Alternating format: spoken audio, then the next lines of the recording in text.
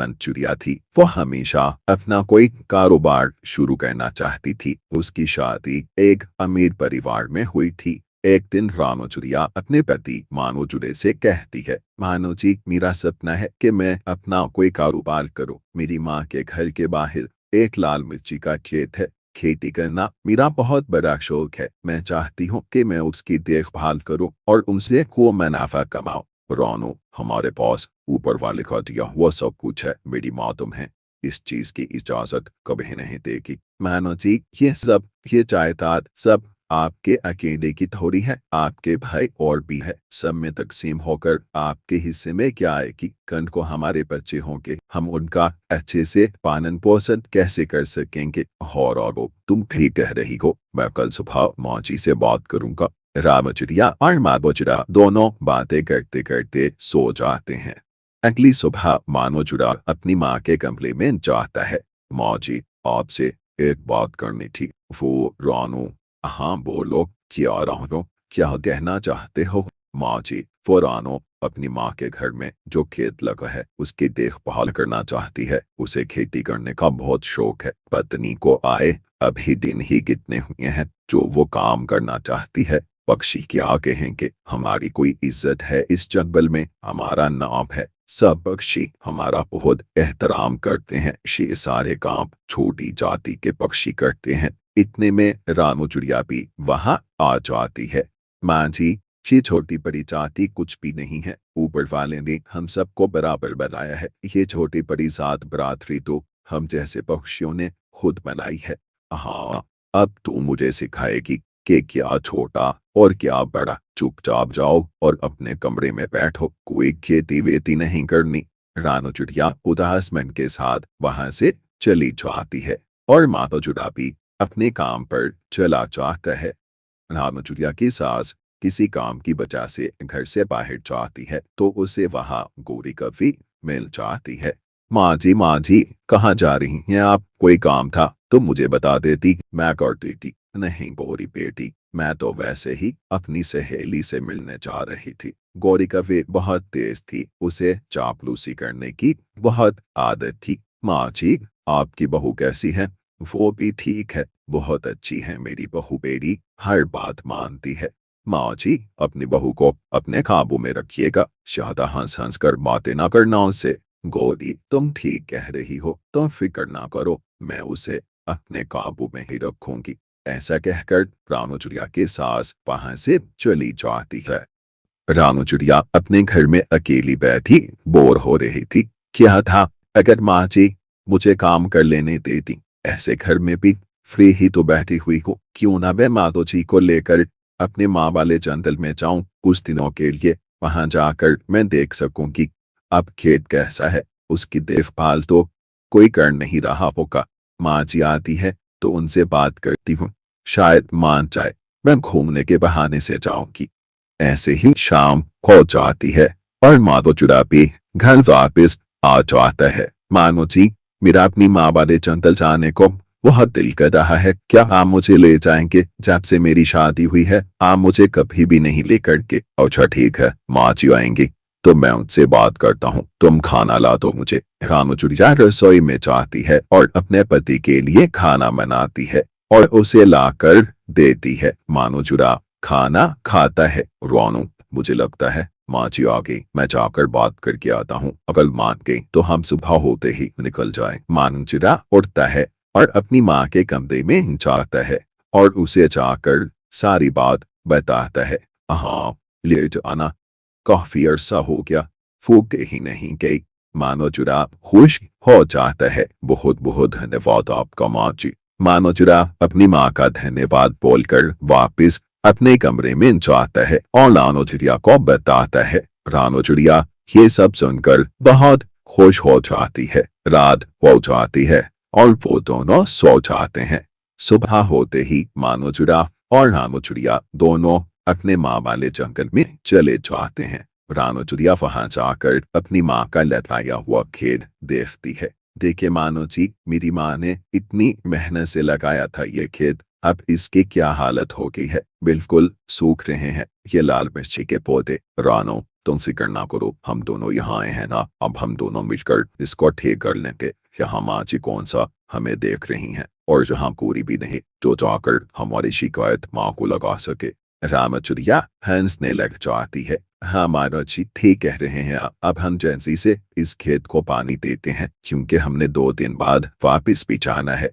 दोनों रामचुरिया और मानोचुरा खेत के पास बड़े मटके उठाते हैं और नदी से पानी लेने के लिए चले जाते हैं। वह दोनों नदी से पानी के मटके भरते हैं और अपने खेत की तरफ वापस लौटते हैं। ऐसे ही 2 दिन गुजर जाते हैं और मानोचुरे के जंगल में तेज बारिश शुरू हो जाती है और उस जंगल में बाढ़ आ जाती है। सब पक्षियों के घर टूट जाते हैं, उनका सब कुछ खत्म हो जाता है। सबके खेत पानी में बह जाते हैं। पक्षियों की खेतियां बर्बाद हो गई थी। फिर सब पक्षी वहां से परावास करके रानोचुरिया की माँ वाले जंगल में चले जाते हैं। सब मिलकर रानोचुरिया के खेत में लाल मिर्ची तोड़ते हैं। रानोचुरिया सबको खाना बना कर देती है और सब पक्षी मिलकर हंसी खुशी रहने लगते हैं। प्यारे दोस्तों, इस कहानी को लाइक, अपने दोस्तों के साथ शेयर और चैनल को सब्सक्राइब करना दिल को मत भूलना। का धन्यवाद। रानोचुरिया की ऐसी कहानियां सुनने के लिए YouTube सर्च बार में रानोचुरिया की कहानी लिखें या फिर ये बटन दबाकर बोलकर कहें रानोचुरिया की कहानी। कल ठीक होगा भाग्य बेटे। कभी हमारे जंगल में हर तरफ रोशनी हुआ करती थी। जब से ये बारिशें शुरू हुई हैं, बिजली तो आने का लाभ ही नहीं दे रही। चल पापा, वैसे बिजली का बिना तो कोई हाथ नहीं है। उधर गौरी का बिजली ना मारने की वजह से बहुत परेशान बैठे हुए थे। के बेटे ने उन्हें बहुत तंग कर दिया था। वो क्या बोर्ड की हो गई है मम्मा, आप कुछ करे ना। क्या बिजली आ जाए जब वो तुम्हारा दिमाग खराब है क्या? मैं क्या कर सकती हूँ? ऐसे ही सभी पक्षी बिजली ना होने की वजह से अपने अपने घरों में परेशान बैठे हुए थे। दिन गुजरती के हो सब तो बदलने का नाम ही नहीं ले रहा था। बारिशें हुई जा रही थी। बिजली ना होने के कारण सब पक्षी नदी से पानी लेने चाहते हैं। गोरी, डानो, रूसी और बुलबुल सब नदी पर पानी भरने के लिए जमा पहुंचाने। कब तक हम इनसे ही मुश्किल से पानी घर लेकर जाएंगे। मेरी तो बस हो गई है अब। हाँ रानो बहन, मेरी भी बस हो गई है। मुझसे भी अब पानी भरकर घर नहीं ले जाया जाता। गोरी बहन, जो भी हो, हमें अपने घरों के काम तो करने पड़ेंगे। ऊपर वाले ने चाहा तो पहले की तरह फिर से हमारे जंगल में बिजली जरूर आ जाएगी। आम सब ये भी तो देखे ना कि बिजली ना होने के कारण हर चीज बिजली पर चलने वाली बंद पड़ी है। अगर हमारे काम आ रही है तो सिर्फ और सिर्फ शेर नदी। ऐसे सब पक्षी आपस में बातें कर रहे थे कि शाम हो जाती है। सब पक्षी अपने घर वापिस उठते हैं। पॉली किस काम की ये मशीन जब कपड़े सारे हाथ से धोने पड़ते हैं। इसमें मेरा तो दोष है और मुझे नहीं है। वो धैर्य से कबूतरी भी अपने पति से कहती है, कबूतर जी कितनी गर्मी है, मेरे तो पंख रह के हैं, हवा ले लेकर क्या फायदा इस एसी का। हमें तो ये एसी बेच ही देना चाहिए। ऐसे ही शाम हो जाती है। जैसे ही शाम होती है पूरे जंगल में अंधेरा छा जाता है। मुझे बहुत मत कहा मम्मा, मुझे अपने पास छुपा ले, मुझे तो अंधेरे से बहुत डर लगता है। ऐसे ही सभी पक्षी रात को अपने बच्चों को अपने पंखों पे छुपा लेते हैं और बहुत मुश्किल से रात गुजारते हैं। हर पक्षी को बस सुबह होने का, सूरज निकलने का इंतजार था। ऐसे ही दिन गुजरते के एक रात सब पक्षी अपने अपने घरों को आ जाते हैं। रानो, रात काफी हो गई है और अंधेरा भी बहुत हो गया है, मैं सोने लगा हूँ। तुम दरवाजा अच्छे से बंद कर दो। जी मानो जी। रानोचुरिया दरवाजा बंद कर देती है। रात गहरी थी। सब पक्षी अपने अपने घरों में सो रहे थे। रानोचुरिया के दरवाजे पर दस्तक होती है। मानो जी देखें दरवाजे पर कोई है। डर के मारे मानो दरवाजा नहीं खोलता। ऐसे पूरे जंगल में डाकुओं की भी दहशत फैल गई थी। सब जंगल के पक्षी बहुत डरे हुए थे। सुहा है, हम जंगल के पक्षी बड़े पेड़ के नीचे इकट्ठे होते हैं। बिजली न होने के कारण हमें बहुत मुश्किल हो रही है। मीनू तजकू सारी रात डर की वजह से सो नहीं पाता। चीकोनी बहन सभी के बच्चे सो नहीं पाते। रात हमारे घर भी ना जाने कोई चोर आया था। अब हम ऐसे नहीं रह सकते, हमें कुछ ना कुछ सोचना पड़ेगा। रानो बहन, मेरी माँ के जंगल में भी बिजली नहीं थी, तो उधर कुछ पक्षियों के घरों में सोलर सिस्टम लगा हुआ था।